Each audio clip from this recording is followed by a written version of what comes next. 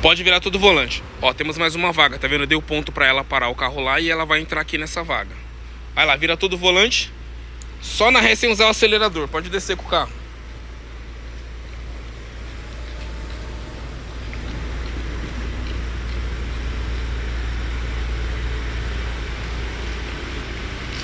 Tá vendo, ó? Segura aí. Tá vendo que aí você tá longe da entrada do portão? Tá vendo? Porém, aqui você começa a ficar perto.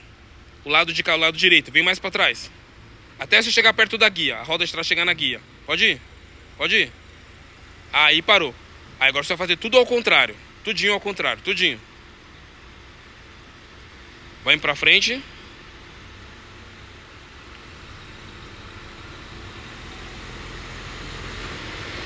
Aí parou.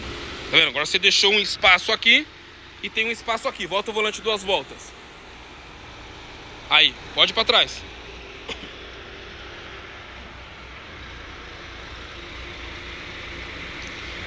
Vira um pouquinho só do volante pro lado de lá. Só um pouquinho. Isso aí.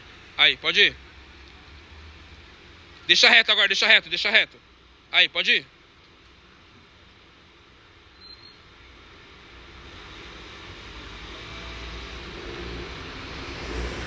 Mais uma Luna estacionada com o carro.